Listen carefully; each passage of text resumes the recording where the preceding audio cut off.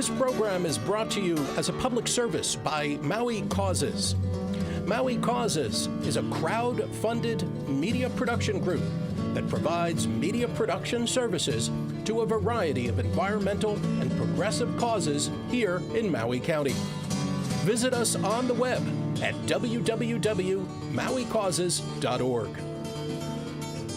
Welcome to another edition of Maui Causes. Hi, I'm Sam Small. Thanks to Sleepy John in the control room, pushing the buttons and the levers. And thank you eternally to Kaku for having a control room that they're able to make available to the community so that we can bring you ideas and information that you're not likely to see in the Maui news.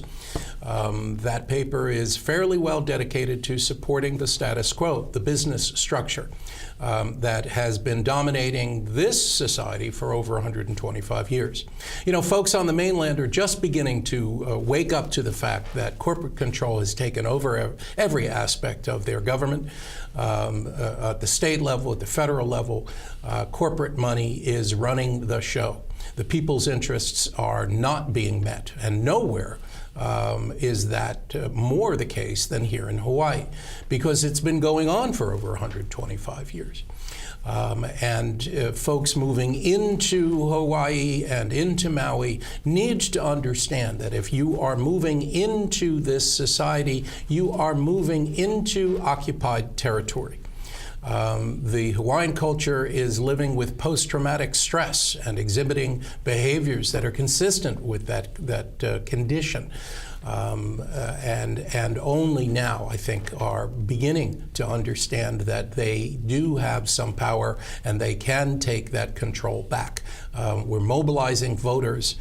Indications are that voter registration is up, first-time voters are coming out, and we need more of that. Same-day voting may help, people coming out to register and vote on the same day. And we encourage this community to have a new understanding. If you have not voted in the past, then, you know, as Alika Atai has said many times, if you're not at the table, you are on the menu. And you don't have to tolerate that. You can think of it in terms of a dual citizenship. Be part of a Hawaiian sovereign state, nation, hold that in your heart, but have a dual citizen also that allows you to go into the voting booths here in Maui County and assert your rights as a voter, as a part of this community, so that you can support the candidates who have come forward like never before with a willingness to represent you and your interests and the interests of the sustainability of this island, so that we don't end up like Oahu. We don't end up 100% built out, because that's what's coming if we're not careful. It's not that all development stops, it's that development needs to be balanced. And what better mechanism to balance rampant development than the understanding of the Hawaiian culture? And that's what we hope, the transition that happens, that we can bring some rational behavior back into balance here in Maui County. One of the voices that is consistently in support of that vision is the magazine, newspaper, weekly here on Maui, Maui Time Weekly.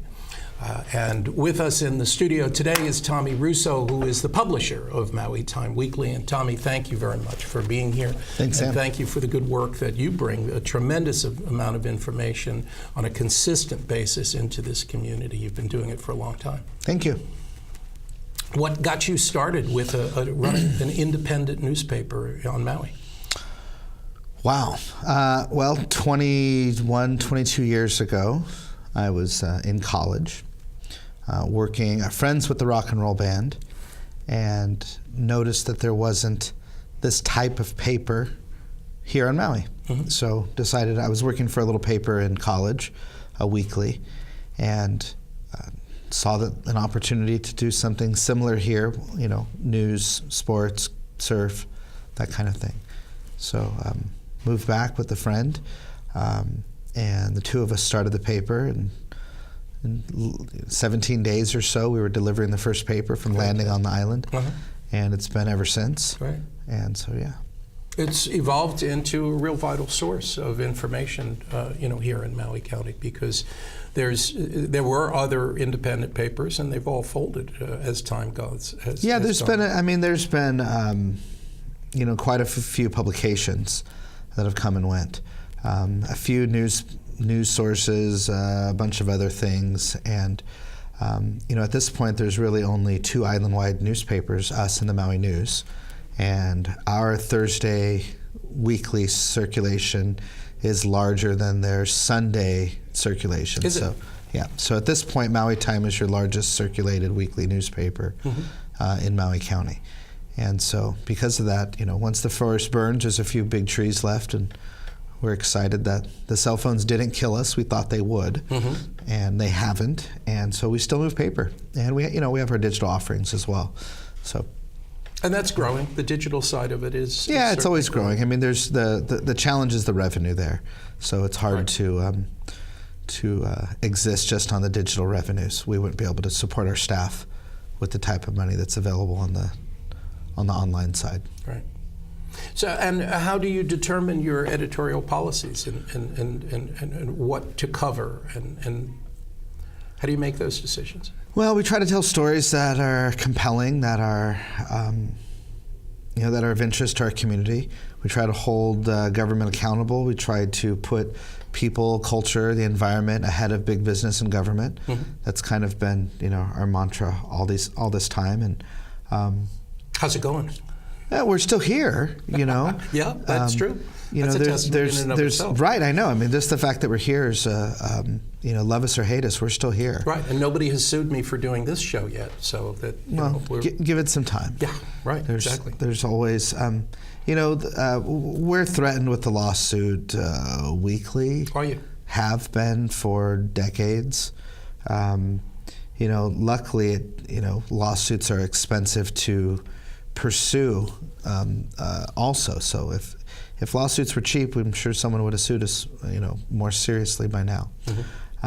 But we try to be, we try to do, legally, we must do. Yes. Keep things fair and whatnot. So you have journalistic standards that you adhere to in terms of fact checking and checking your sources. Right. I mean, everything should be multiple sources. If you start a story, you should follow it through to the end. There's a wide array of things that you need to do right to consider yourself a news organization. And just because you read it on social media doesn't mean it was news. And you really have to you really do need to check the source. You need to understand the news organizations in your community. Understand how we're different than the Maui News, how we're different than some of the radio stations, news organizations, or the just online only things, and understand what the difference. We don't generally want to tell you that there's traffic going to West Maui or that there was a fire in town. It's really not our beat. That's not something we enjoy doing. It's not something that we think builds value to our readership. And of course, it's valuable to the neighbor of the fire victim. It's valuable to the friends and family of the fire victim. But if you're not related or connected to the fire victim and you live across town, it's a non-story. Yeah. Right? And traffic isn't a big story unless you're in the traffic, right? The bigger story is, why do we have the traffic? That's the story we'd like to cover, right? Why do we have traffic in West Maui? Why do we have traffic in North Kihei? Why do we have traffic in East Maui coming in and out of Paia? Those are the stories that we're interested in pursuing, the why, not that it is happening. So it's a little different perspective. Right. What are some of the important issues that you do see that need to be, talked about? Are you working on some stories that? Well, I mean, here's a basic issue that I hope, we just started covering this political season the past couple months, and we did a candidate interview series we call Walk Story. And our new editor, Axel Beers, is interviewing candidates walking the length of Market Street between Main and Vineyard. And we've been, recording 2 or 3 of these a day. Again, we've got almost 50 of these in just the past month and a half or so. Right. And one of the questions that we haven't, really hammered home, but it's the question that I just can't get away from is, how do we balance this need for housing, this constant complaint that we hear from locals that say, 1, I can't afford to live here, or 2, my family can't afford to live here, and that, we've got this brain drain where all the, the good people don't get to live on Maui. They have to start life somewhere else after, after high school or college. And so we've got this, it seems to be a major concern. Housing is this big deal. And then you've got this other side that says, don't pave paradise. And don't pave over paradise. Don't build. No growth. Slow growth. And just as a looky-loo, a bystander, a watcher of both issues, you don't get both. You either get one or the other. Well, I don't hear too many people saying no growth. I mean, smart growth, intelligent growth, and certainly growth that does include support for low-income housing. Low-income housing, from my perspective, has not been built on Maui County because the administrations have progressively given exemptions away to developers and have allowed developers to build and not build the low-income housing that they agreed to. Well, there's no enforcement. To me, it feels like in the past 20 years that I've been paying attention, actual housing for practical families, whether it's apartment complexes or low-income housing or moderate neighborhoods, don't seem to be being built. At the same time, whenever there is a project, there's quite a bit of opposition to it. And the developers want to make money. Right. So they're going to, I would assume, they're going to lean towards more profitable projects. Those projects also get opposition. And over time, not enough is being built in general. In general, yeah. So here we have this thing where, smart growth, slow growth, in some cases no growth. The word moratorium has been floated dozens of times in dozens of areas around this island for, dozens of years. I've heard this word. So when you ask, I don't hear people saying no growth. That's what the word moratorium means. And at the same time, we haven't had a moratorium on large resorts. Right. Those still keep being built. They do. And some of the affordable housing that has been proposed is really, what we call environmental racism. You pick a bad location where homes should not be built. South Maui. And then you offer that as the place where that's fine, but show me any examples of anything built at this point. Well, that's at true this too. point, there's just nothing being built, and we've talked to quite a few candidates and incumbents in this process these past couple months, and the truth is there really isn't. The elected official, they're afraid to say build. Those that are part of the established base of politicians, they get called the old boy or part of the pave-over crowd, whether they're trying to be progressive in those places or not. And then you have, the newcomers, the Ohana candidates that are environmental focused, people focused, culturally focused. But the truth is, someone needs to build some darn houses.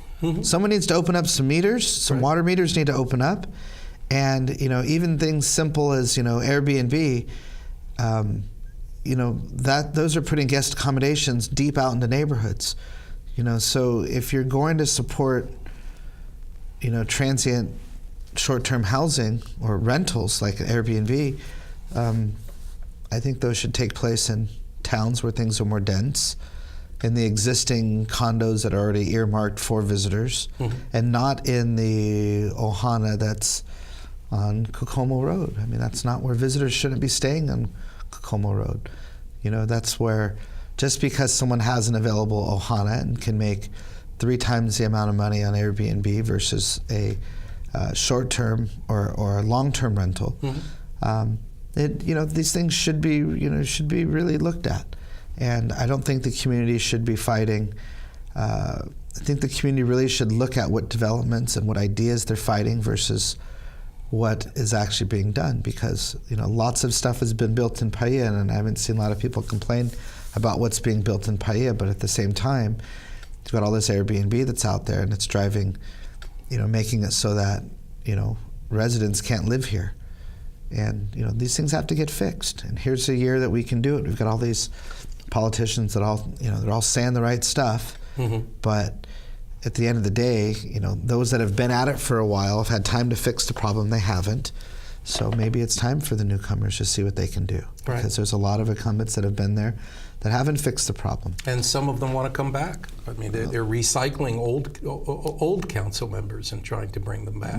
More than, this election, we have 2 council members that had previous terms that were termed out and would like their old jobs back. 2 that I could think of off the top of my head, maybe even more. Well, 3 with the Alice Lee. Right. So you've got Arakawa, Lee, and Molina. They've all had terms on the council. They've all been off the council for a period of time, and they all want their old jobs back. Right. So this idea of fresh ideas and new faces, that's not resonating with those 3 candidates, at least. Right, I agree. It's a constant challenge. But I just, what do people do, just as citizens, even just let's take the politicians, the resort owners, the Airbnb owners, let's take all of those out of the equation. Let's just look at regular people. Do we want more housing options or not?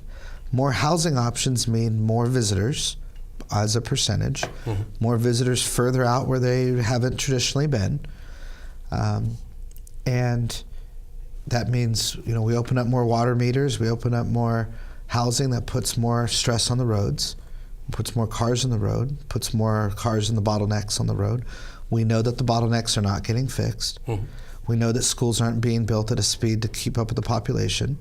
So maybe this no housing, slow housing, not enough housing is intentional, because we don't have the roads or schools in some districts, to keep up with it. In some districts it is. I mean, I would submit to you that the whole notion of this water meter wait list up country is purely a fabrication to restrict development up country. That there's a constituency that does not want increased density to be built up country, and they're using water meters to stop that development from happening. Well, then who's the entity that's fighting it? Because the mayor's office wants to open them up, and council supposedly has wanted them open them up for years. So if it's actually the Department of Water not opening up these meters, it's one of these issues where there's a lot of people with their hands in it. They all say they want to solve this problem, and none of the people that have been dealing with this problem for the past 30 years have been able to solve it. Right. And that includes all the past administration and all of the councils that we've had in the past, since statehood, have not fixed this problem. And in fact, the problem, it seems to me... Now, does the community want more meters up country in general? Right. I don't know.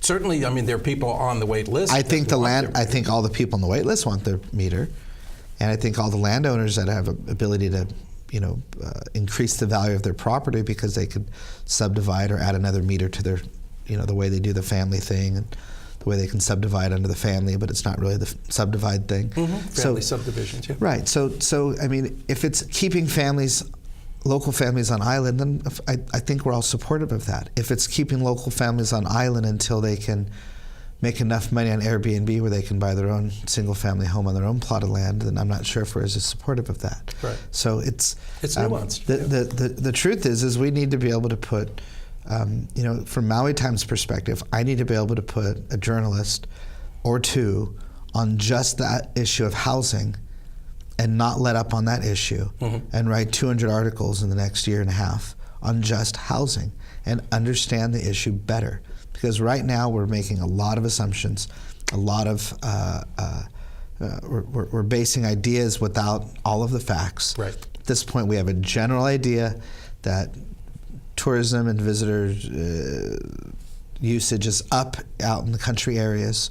We know that the price of rent and housing is skyrocketed. We know that people are having a very more difficult time finding a place to live on Maui than they ever have. And we're also scared to death that we're going to pave over every bit that's beautiful over here. Right. So there's definitely something has to give. And the truth is, the thing that the elected officials are not willing to say this, no one's willing to say it on the record. We can mark that I said it in 2018 because it is not a popular opinion. Right. But it's unfortunately the poison pill that Maui will need to solve or swallow eventually. And if we deny ourselves of this concept, if we don't deal with it, we're going to get into what I like to call a pave-crusted island, where every inch of it has strip malls and water slides and movie theaters and schools and housing and firehouses on every developable inch of this island, going up every valley in every direction. And I know it will get that way because in a capitalistic society, we're going to continue. That's what drives it. Manifest destiny. So we will get that if we don't do something brave and bold and at this date and time extremely controversial. Which is? Up and not out. The tough poison pill is strict urban growth boundaries and skyscrapers. And that's what nobody wants. But if we're going to do it right, we're going to draw a little circle around the North Shore, draw a little circle around South Maui, draw a little circle on West Maui, and Central, we have that already divided up. And then build up and not out. That's it. Density is green. Sprawl is not. And even, I recently learned the bylaws of Maui Tomorrow. Maui Tomorrow's bylaws is protecting, I'm not going to get this 100% right, that's all right. But the breadth of it is the intention's there. They're there to preserve a rural lifestyle. That's one of the taglines in Maui Tomorrow's mission statement. And the truth is preserving a rural lifestyle is preserving large lots with single-family homes that are subdivided to have a barn and an ohana. Right. And that's actually, I think, congruent with the breadth of what Maui Tomorrow is trying to do.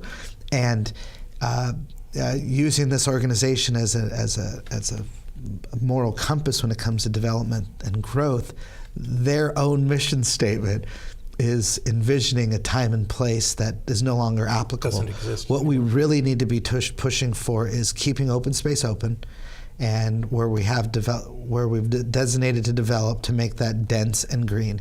The truth is the Paia town, we just built 14 new buildings or something over the past handful of years. Nothing should have allowed to be built in Paia without 2 levels of residential with retail below. Right. The entire town should have been built that way. Right. Anytime any building should go up or down, it should be required to have 2 levels of housing with retail below across the entire town. That's how you make an area green and dense, not what we have now. And we didn't have that requirement, so we just rebuilt the whole town, not entirely, but we rebuilt a chunk of that town, and we didn't have those requirements. So, and what that also teaches everyone that, town isn't the place where you're supposed to have density. That we're supposed to have density further out in East Maui. And the truth is East Maui's dense now. It wasn't always dense, but now it is. So this idea of doing nothing, you're going to get that density whether you like it or not. Right. So either you make a firm decision to do firm urban growth boundaries, you change the law to allow skyscrapers, and then maybe we can live in apartments and condos in Hawaii. But being able to have that single-family home with the sprawling acreage is just no longer the thing that we should be, looking to achieve. And it's a poison pill. Telling people that you want to do skyscrapers in Paia Town, that is not a favorable. But if you're going to compare the entire East Maui covered in houses and roads and strip malls versus a very dense Paia town, very dense South Maui, very dense West Maui. Fast forward 50 years, I'd rather have skyscrapers and open space than every inch covered in garbage. But you still need to accommodate for vehicles. So road improvements in and around Sure. a dense area needs to be enhanced and changed. Right. And there's ways to do it. And looking at what the DOT's been, we can't even get the DOT to give up the idea of hardening up the coastal roadways. Mm-hmm. So I mean, talk about out of touch with the people, the environment, and the needs of the community. The truth is the DOT is never going to expand the poly highway to 4 lanes. Mm-hmm. So no matter what, we're stuck with that as a bottleneck. Right. So it doesn't matter how many times we improve the bypass on West Maui. It doesn't matter how many times politicians pat themselves on the back for getting more funding. They have not solved the problem. Mm-hmm. The problem remains.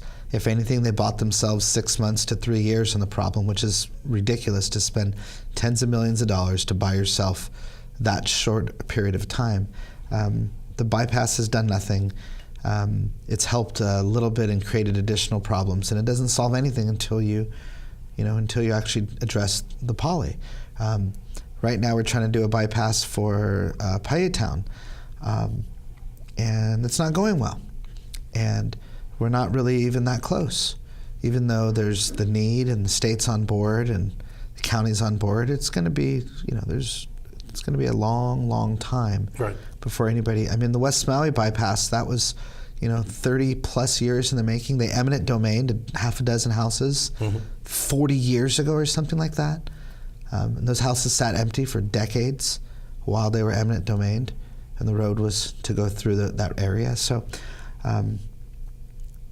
I don't have faith that they're going to do this right. I haven't seen the state do roads properly yet. Mm-hmm. And it makes a difference. I mean, West Maui is suffering on the visitor side because people don't, and it's going to get worse. It's going to get worse. It's going to get way worse. Those visitors that stayed 3 hours in traffic 4 times on their 1 week trip, 4 different times they were in traffic for multiple hours. They're not coming back. They're not going to come back to West Maui. Mm-hmm. They'll go to South Maui. Mm-hmm. But if the traffic is that bad in South Maui also, then they're not going to come back. They'll go to, luckily we have, for Maui's sake, you've got the Big Island, which just isn't that great to visit right now, and same thing with Kauai. Mm-hmm. So Maui's actually taking, and Mexico isn't that great of a place to visit for a lot of folks as well. So Maui's getting a lot of visitors right now. Right. Business is good. Which is always the good news and the bad news. I keep waiting for the community to rise up because the county runs out of money. And that, that truly essential services are denied, widespread.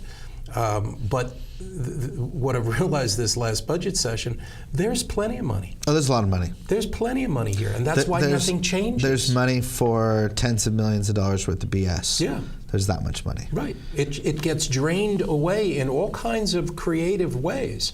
It doesn't end up spending for the people's benefit. Yeah. The money gets sucked out of the system by the business interests and, licensed professionals and even, directors. There's divisions of our government that do not hear the word no when they ask for money. Right. They can ask for anything they want. Case in point would be Maui Police Department.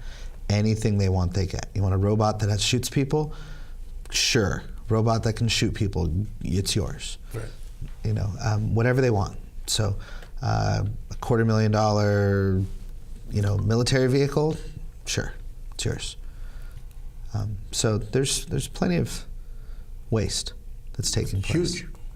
Huge. And yet there's still money to run the county. Oh yeah.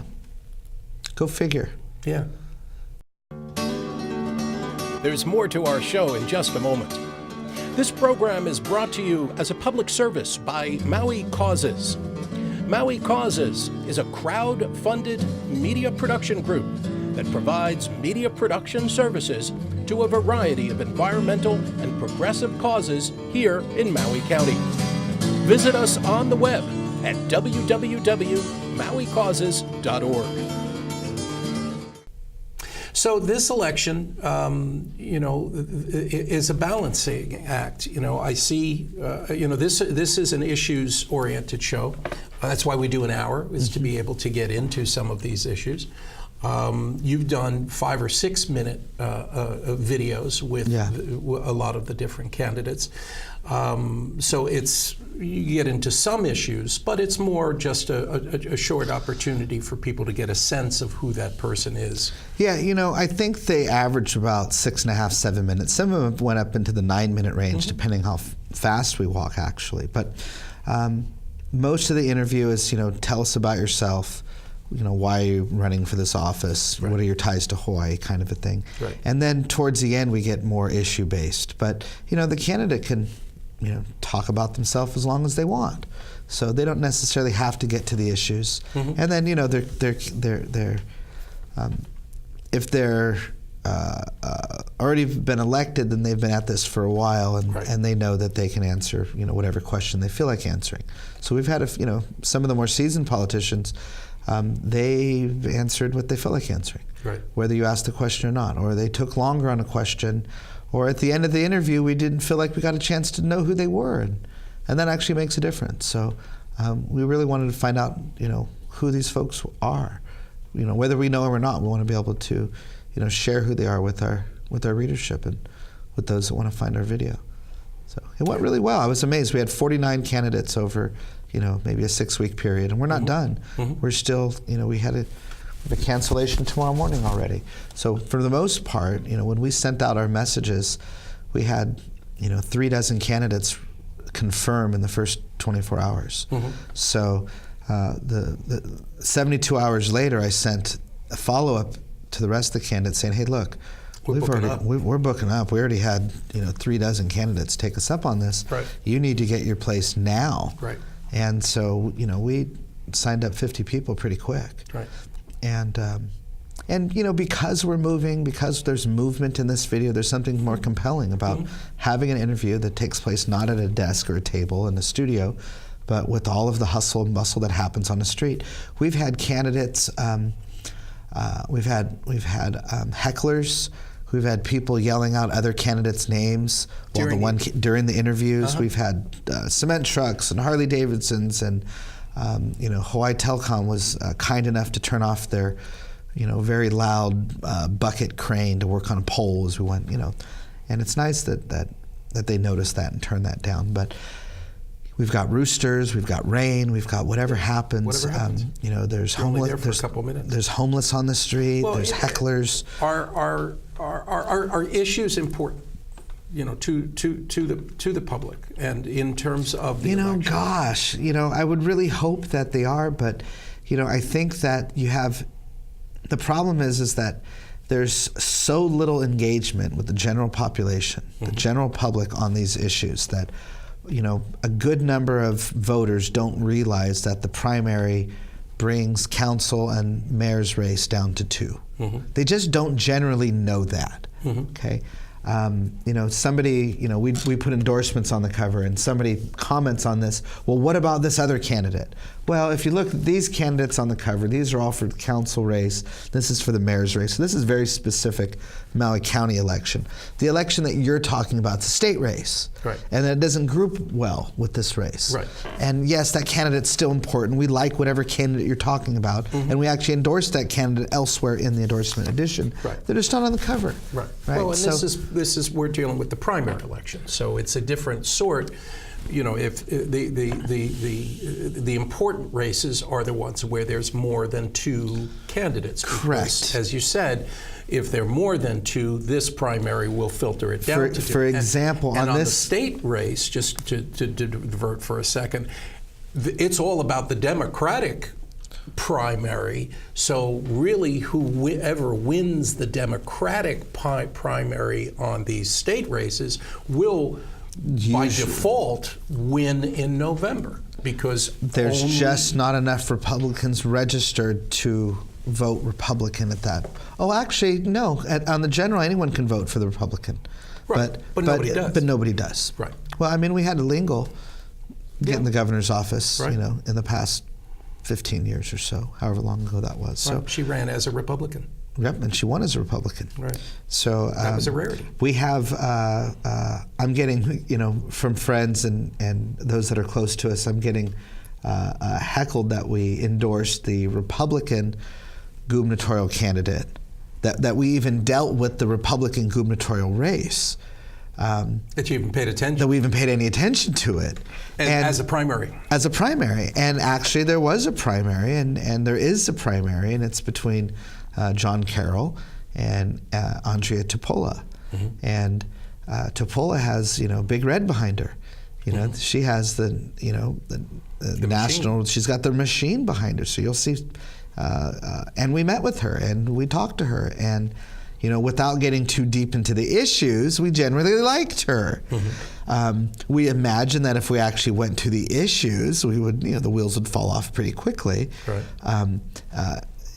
I can't imagine we would identify with her on very many issues at all if we just scratch the surface just barely. But that's the problem for me is that it without issues, you're left with a popularity contest. Right. And in the past, that's years But ago. But isn't that your frustration with Hawaii politics? Isn't our frustration with Hawaii politics just that it is a popularity contest? Yeah. I mean, here's a Democratic Party that ran Ige specifically to shake up Abercrombie, mm-hmm. and their own scare tactic got away from themselves, and he became governor. Right. Okay, we all know that's how it went down. There's no one arguing that isn't how it went down. Mm-hmm. He wasn't supposed to be governor.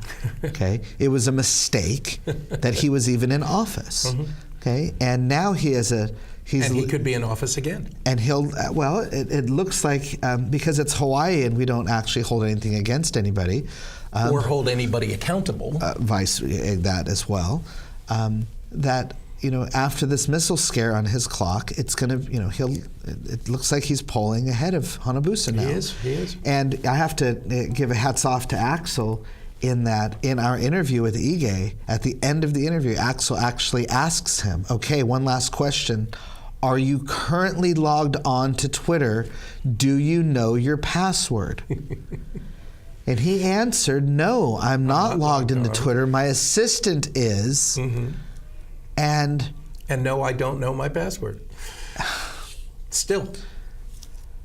So just because, you got it wrong doesn't mean you try to get it right later. You would think that would be a knee-jerk, yes, I got it, yes, I can do it myself. Make the same mistake I'm not going to again. make that mistake twice. So here's, that didn't make us feel good. I really liked our time with him, but at the same time, I would have liked to have heard from him that no, that mistake won't happen again. Right. I've learned from that. And I didn't think he learned from it. And that was kind of shocking. So we haven't asked too many gotcha questions, but that one we felt, the pain of that morning was still present for us. Yeah, sure. I think for a lot of people. I mean, talk about a screw up. That was just really massive, a terrible thing. So, sure.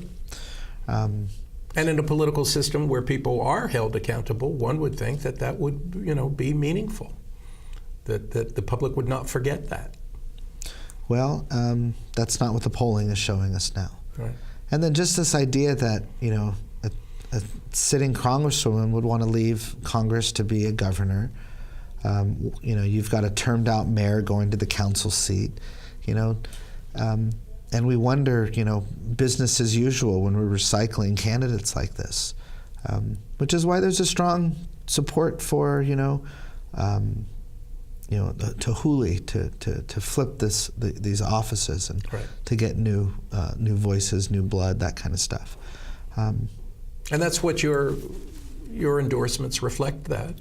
Yeah, here's your cover has got 5 women on the front of it, and that's the Manawahine. You're honoring the power of these women. Right. And out of the 5, I think one of the 5 is for sure going to win their seat.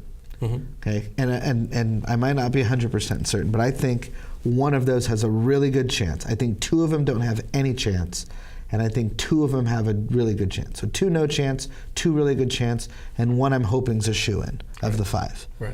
And so we do our endorsements because there's a lot of issues and directions we'd like to push the candidates that whether if they get elected, they'll have these values, or if a candidate other than these get elected, hopefully those ideas and values will move forward through their candidacy. Through osmosis, they'll pick up some new ideas. Well, I mean, I got to see, now I'm going to talk bad, so I don't want to actually use the candidate's name, but there was a mayoral candidate, one of the three plausible candidates, and responding to one of the four candidates that do not have a chance to be mayor. Right. And one of the four had a very good idea. I think it was Alec Howley, and he was talking in Kula, farmers we should be able to grow our own food for the island.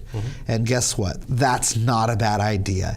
And the room erupted with good applause, probably one of the biggest of the night. And at the same time, another candidate threw their arms up in frustration we have to listen to this garbage. I have to sit through these not serious candidates, and now this person's getting applause. It was just a weak moment in patience. And, it speaks volume to see this one candidate throw their arms up in frustration because a non-serious candidate got a good applause line from the room. Right. And that kind of stuff, you can't fake that kind of stuff. It's telling. That's a tell about your character and what you really give a darn about. And if you're covering all the bases because you're reading a list of items, at one point the same candidate read from their notes saying, what is aloha? Aloha is, and read their notes to share what aloha is. And my joke has been, aloha is, hang on, let me check my notes. Yeah. And you shouldn't have to check your notes for aloha, just by the way. That's not something you're supposed to have to do. Is it a candidate that's just generally not being good as a candidate? That's all it is. Some of these candidates, I would actually enjoy being a political consultant just by spending a little bit of time with some of these folks, because there's some little things that could help some of these candidates out quite a bit. The question is, what should we do for the general election? And how can we do Walk Story to continue it to be compelling for the general election? And what we're thinking about is actually taking the top two candidates, having them both walk down the street with Axel. So have a discussion. The top two finishers in the 9 council races. Right. So there's 9 walk stories right there, plus the mayor's race. So there's 10 without even getting the state stuff. And the top 2 mayoral candidates on each side of Axel just walking down the street. Pair them up, actually, like it's debating, but we're just still gonna, we're gonna have a heated discussion walking down the street, and having both of them together might be a lot of fun. Could be interesting. I know that we can pull it off visually and audibly. I know that we can make that happen. So the question is it compelling? Do we want to hear, 2 candidates duking it out while they're walking down the street? I don't know. It sounds like it could be fun. Could be fun. I would love to be able to get them into a more, a controlled environment where we can really get into some of the issues and actually have a debate on those issues and have a longer form. Right. But see, the thing we're struggling with is people watching the video. We know that people don't. So our video has been going on for, I'm guessing, about 50 minutes, 45 minutes by now. Right. And the truth is videos in their longer format the viewership, it drops down every second you're on the video. It gets lower. So it is for some. I mean, we get good feedback on this show. There is a constituency, people, an elder community that actually watches these programs. If you've made it to this far in Maui Causes today, okay, you're making it to the 50-minute mark. Yeah. Okay, email me, Tommy@MauiTime.com, and say, I watched it all the way to the 50 mark. See, I'm curious, Tommy@MauiTime.com. Send me a note, love me or hate me, send me a note. That could be fun. That could be fun. We'll see what we get. Right. Well, the issues, that's the balance, and that's why, you do what you do, and it's why we do what we do. Yeah, it's hard. And we're all in support of the same mission. Yeah. I mean, that was our goal. We're trying to come up with a compelling way to let our community know about the candidates. Right.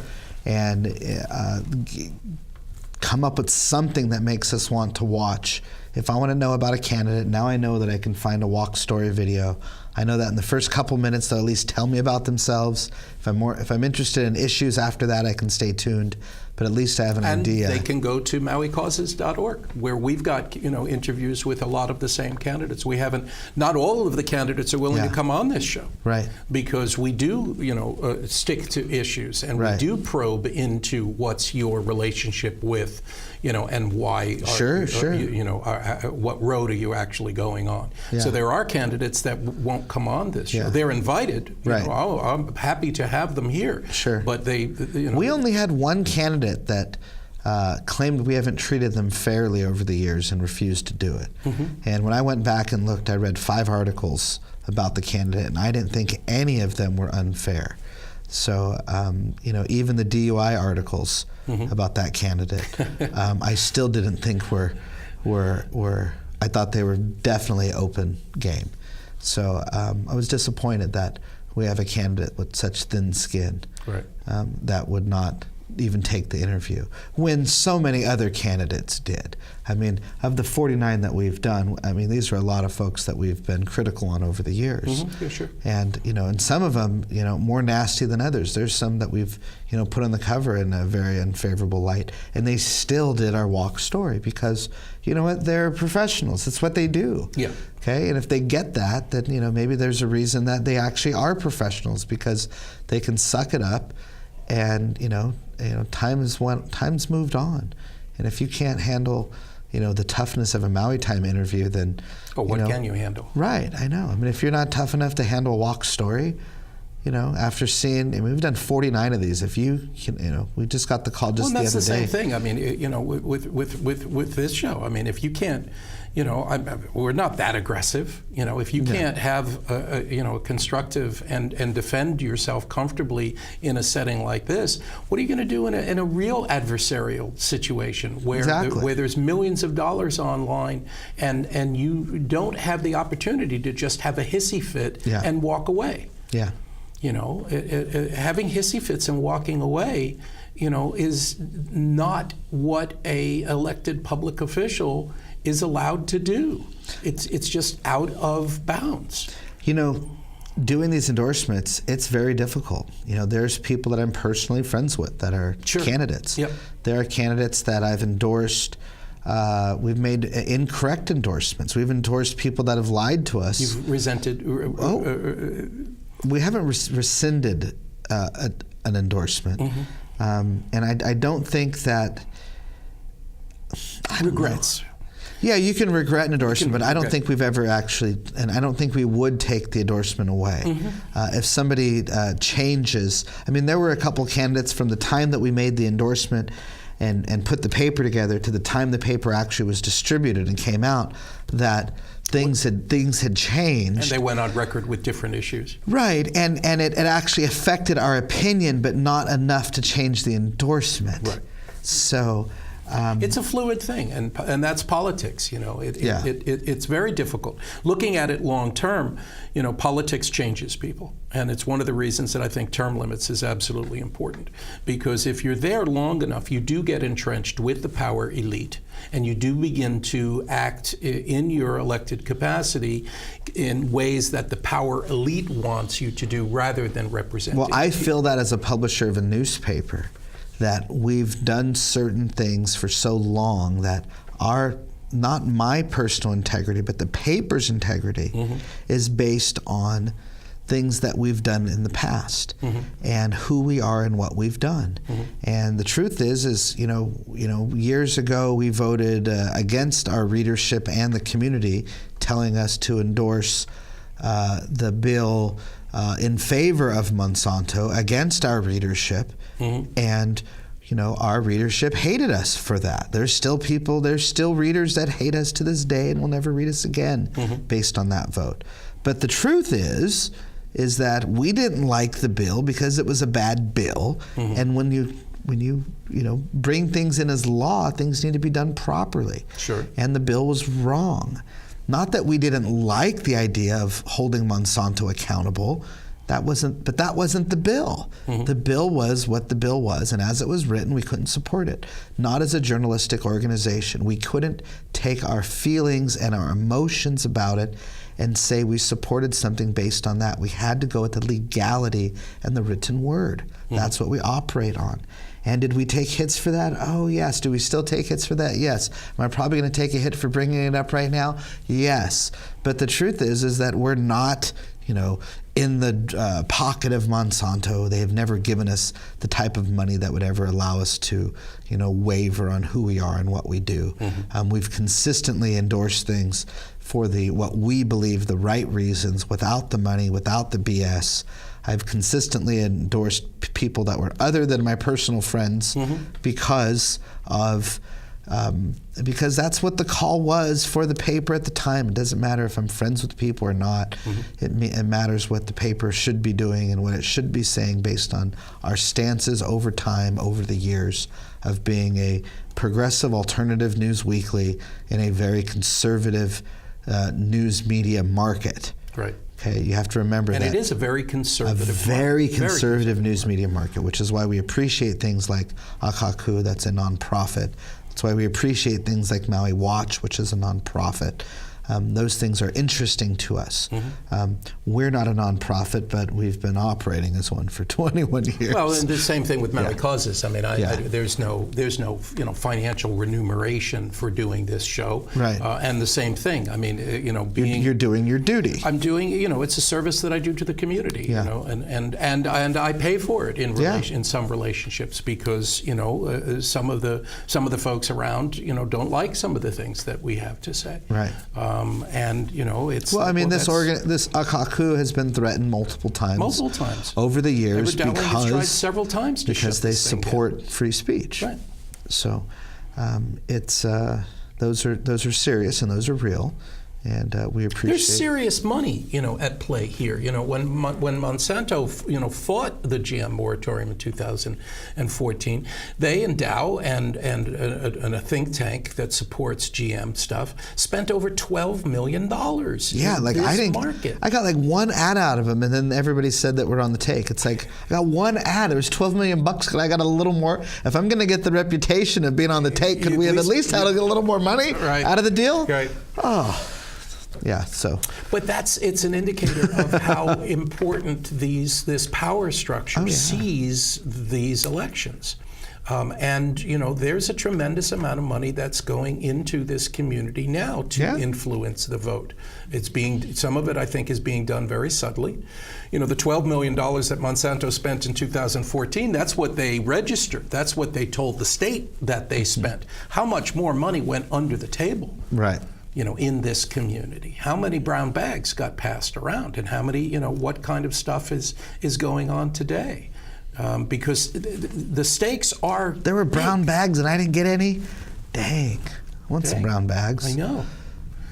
And you're seeing stuff that the voter turnout is up for this primary? That's reports that I'm starting to yeah, see. I sure hope so. I have we'll see. We'll see at the end of the day. I hear it in the Hawaiian community. That people who have never voted before, are expressing a willingness to vote this time. Yeah. Yeah. Well, if you didn't vote, because there are truly, I've interviewed, several locals, and they said, for the first time, I've never voted before. Yeah. And for the first time, I'm actually seeing candidates who represent me. Yeah. And I want to support them. So what for good or worse, something was lit in 2014 with the GM moratorium. That did create a cohesive movement in this community. It brought together, they talk about at the county building, they talk about something that didn't exist before 2014. They call it the H factor, and that's the hippies, the Howleys, and the Hawaiians. Because they all three of those communities. The H factor. The H factor. Okay. Those three communities came together with the passion of the GM and the ancillary pesticide use. For me, you can't separate the two. It's not necessarily about genetically modified. And how do you separate the Howleys from the hippies? Aren't they the same ones? Not necessarily. Okay. All right. But that lit a fire, you know. Yeah. And 2016, boom, candidates came forward, and some of them got onto the council, not enough to have a majority, and it's been, you know, loggerheads. Well, that's why you have all these returning candidates. Well, that's exactly why. That's exactly why. Okay, there's the only reason you have Molina and Lee and Arakawa totally, is because they are the there Ohana intended candidates. to protect the status quo. Yeah. They are tended to protect from the candidates that you're endorsing in your newspaper. Yeah. And that's what I really hope that people understand, that this is, you know, as I said in the beginning, this is an occupied territory. And the folks that are in power are spending a tremendous amount of money to hold on to their power. And it's our job as a community to educate ourselves and shrug off that oppression, so that we can, you know, run our county in a modern, transparent way that serves the public's interest and not the corporate interest. Oh, you're sounding so logical right now. Yeah, amazing, isn't it? So if you support this kind of stuff, go to Maui Time Weekly. They've got a website. You can look at their stuff online. You can, you've got a YouTube channel with these walk Yeah, stories. MauiTime.com is your best spot for it. So you've got short videos that give you a taste of who the candidates are that Tommy Russo and his paper have done as a public service for the community. You've got MauiCauses.org that you can go to and see longer interviews with many of the same candidates. Support Akaku, watch them on cable. And if you've never voted before, you know, I mean, this is probably a good time to do it. It's not hard, doesn't hurt, and you really can make a difference in your community for your children and the well-being of Maui County, so that we don't turn into Oahu, because that's what's going to happen. Well, it's our choice. Yeah. If we do nothing, we get Oahu. Exactly. Tommy Russo, thank you. Thank you for all you do with Maui Time Weekly, and thank you. Join us again here on Maui Causes. Aloha. This program is brought to you as a public service by Maui Causes. Maui Causes is a crowd-funded media production group that provides media production services to a variety of environmental and progressive causes here in Maui County. Visit us on the web at www.mauicauses.org.